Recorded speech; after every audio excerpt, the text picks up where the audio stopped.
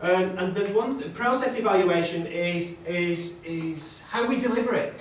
So you've got something brand new, and in its first kind of 12 months, you want to know all the people you're working with within that project you can work with, and that they're doing a good job. And that, we used to do it all the time with the GPs on the GP referral scheme. We had to work with them because they were funding a lot of the activities that we were doing. But it was very, you know, when you sit around in meetings, you hear a GP saying, I'm not opening any envelope unless it's got a cheque inside it. And you start to think, well, this isn't going to be very fruitful, really, if that's the kind of attitude you take into improving the population's activity and health levels.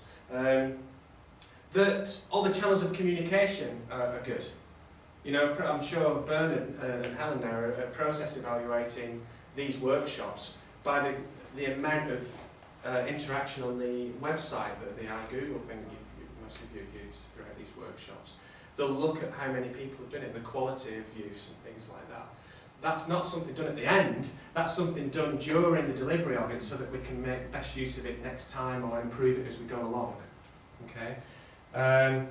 One thing we get wrong all the time when we're being strategic, and this is really key, is this aims and objectives.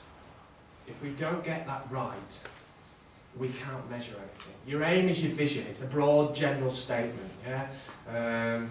You want to increase sport provision in the area.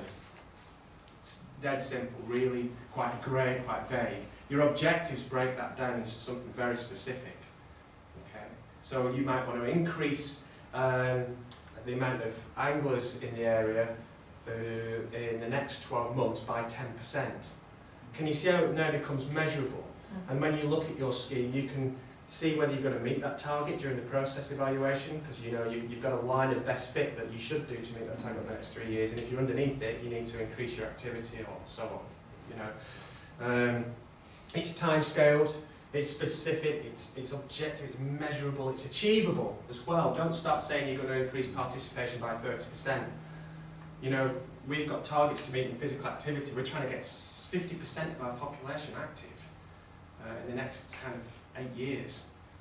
Now, traditionally, every other country that's increased their physical activity has done it at 1% a year, between 1 and 3% a year. And we're asking for like 5 and 6% a year changes. Is that achievable? I don't know. I don't think so. We've got a lot to do. They reckon the Olympic Games will sort it all out, but I'm not sure.